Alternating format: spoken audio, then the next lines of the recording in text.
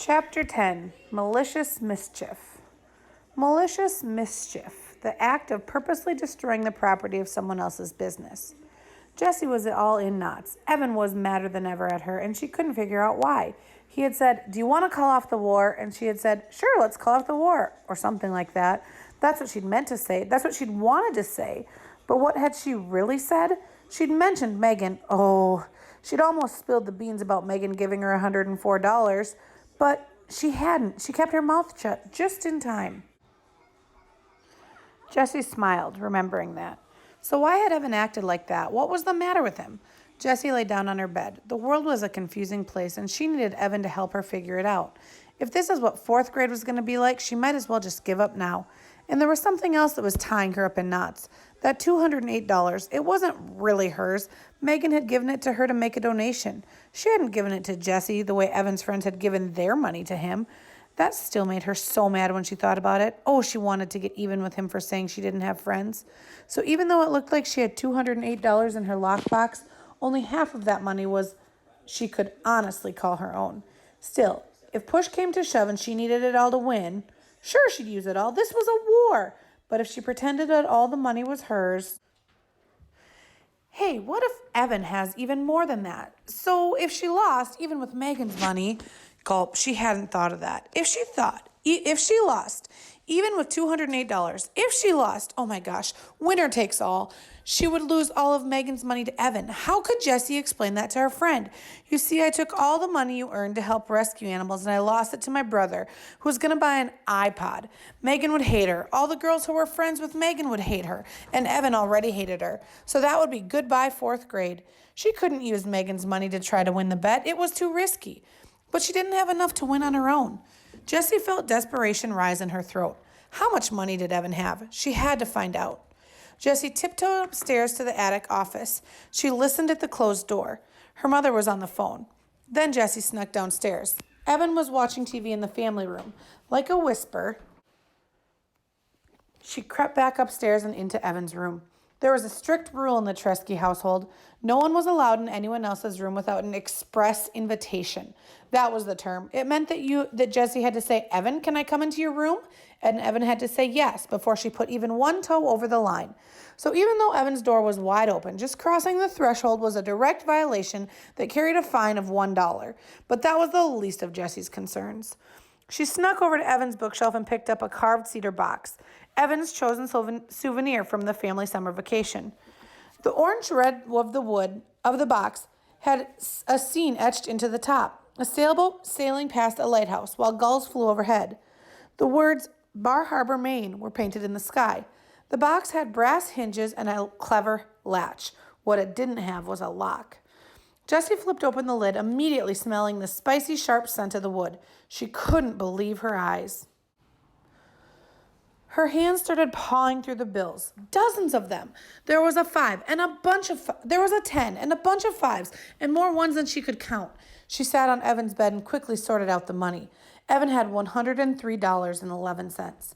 89 cents less than she had. 89 cents. He could sell one lousy cup of lemonade tomorrow and beat her.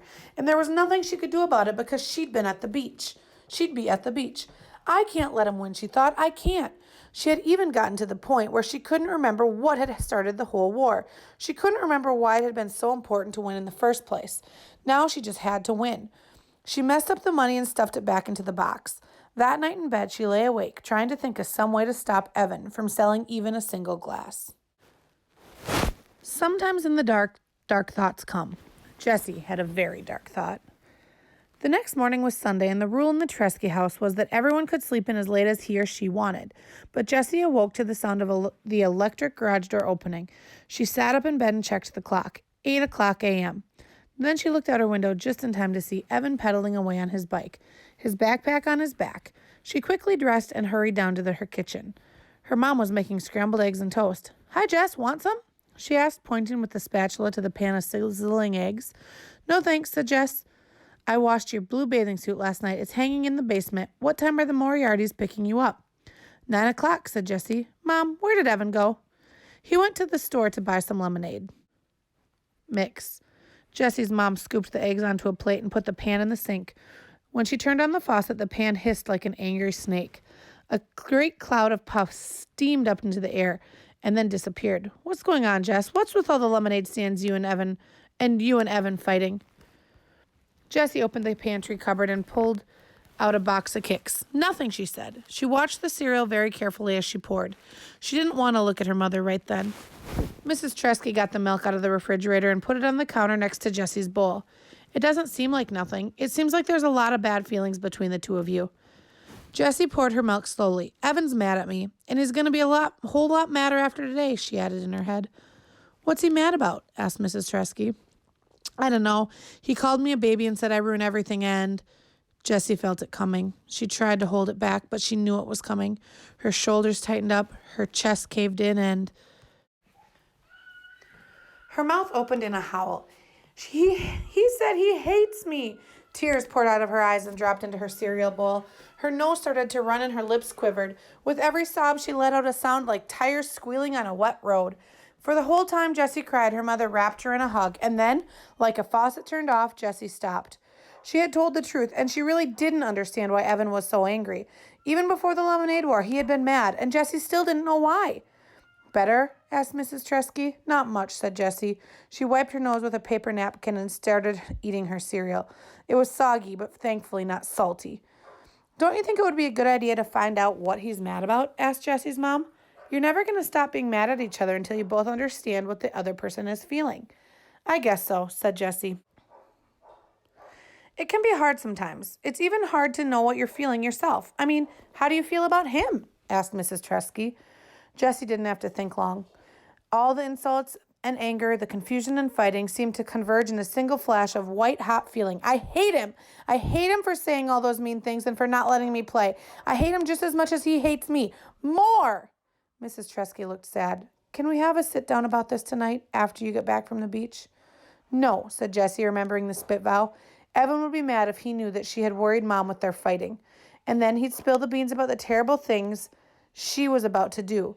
Jessie didn't want her mom knowing anything about that.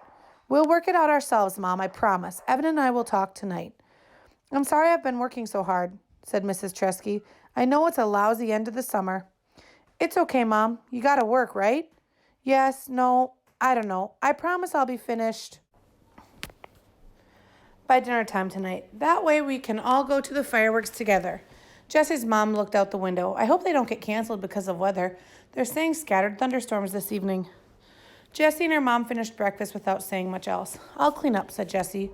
She liked to do dishes, and she wanted to do something nice for her mom.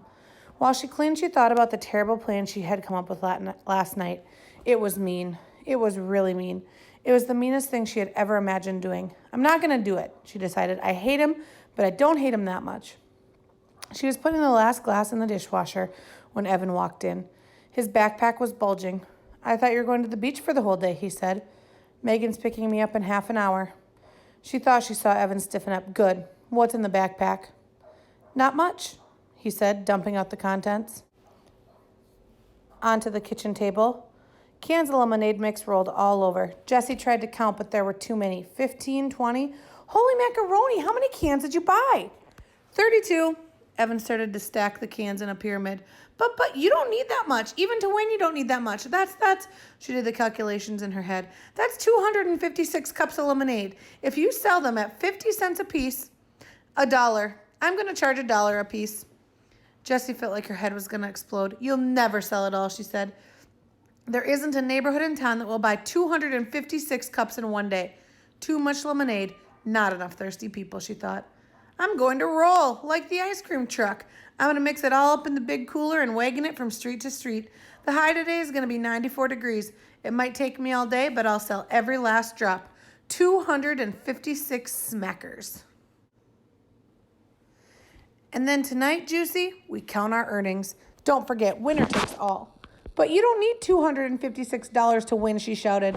Evan stood tall and said in a gravely voice that all the boys imitated, I don't play to win. I play to pulverize. Oh, what an idiot. Jessie couldn't believe her brother could be such a jerk. She watched as Evan put together his rolling lemonade stand in the garage. The big cooler was something Mrs. Tresky had bought a few years back when she was in charge of refreshments for the school spring fling. It looked like a giant bongo drum with a screw-off top and a spigot at the bottom. Evan loaded it into the wagon, then poured in the mix from all 32 cans. He used the garden hose to fill the cooler to the top, then dumped in 4 trays of ice cubes. With a plastic beach shovel, he stirred the lemonade. The ice cubes made a weird rattling noise as they swirled around in the big drum. Using the shovel like a big spoon, he scooped out a tiny bit and tasted it. "Perfect," he announced, screwing the top on tightly. Then he went back into the basement to make his lemonade on wheels sign. Without a moment's hesitation, Jessie sprang into action. First, she got out a large Ziploc bag from the kitchen drawer, the kind you could freeze a whole gallon of strawberries in if you wanted to. Then she held it upside down and wide open over the fruit bowl. She gave the bowl a solid knock. Jessie was surprised how easy it was to catch the fruit flies that floated up from the bowl. It was like they wanted to die. She filled that bag with 2 more flies, then hurried to the garage. She unscrewed the top of the big cooler. Holding the first bag upside down, she unzipped it, expecting the flies to fall down into the lemonade. They didn't. They stayed safe and dry in the bag. It was like they wanted to live. "Too bad for you, you stupid flies," said Jessie, as she plunged the bag into the lemonade. Under the surface, she turned the bag inside out, swishing it back and forth so that all the flies were washed off into the lemonade. She emptied all 3 bags of flies into the big cooler, then hunted around until she found 2 green inchworms and a fuzzy gypsy moth caterpillar. She tossed them into the cooler. Then she threw in a fistful of dirt for good measure. She was about to screw the top back on when she heard Evan coming up from the basement stairs. There wasn't time to get the top back on. He would see the bugs and this whole plan would be ruined. Jessie ran to the steps and shouted, "Evan! Mom wants to see you in her office right away." "Oh, man," muttered Evan as he started to climb the second set of stairs. Jessie quickly screwed on the cap, grabbed her blue bathing suit from the basement, then went upstairs to her room. On the way, she passed Evan coming down. "Mom did not want to see me," he said, annoyed. Jessie looked surprised. "That's what it sounded like. She yelled something down the stairs. I thought it was get Evan." Jessie shrugged. "So I got you." From her bedroom window, she watched Evan rolling down the street with his lemonade on wheels stand. He was like one of those old-time peddlers calling out, "Lemonade! Get your ice-cold lemonade here," as he walked. For one lightning brief second, Jessie felt a stab of regret. She could see how hard he was straining to pull the heavy cooler. She knew what it was like to stand in the hot sun selling lemonade, but the feeling was snuffed out by the hurricane of anger she felt when she remembered Evan's gravely voice, "Pulverize." Jessie switched into her bathing suit, packed up her beach bag, and said a quick goodbye to her mother as the Moriartys pulled into the driveway. "What a great day for the beach," said her mother. "Have fun. And be home in time for the fireworks, okay?" The fireworks. Yep, Jessie imagined. There would be some fireworks tonight.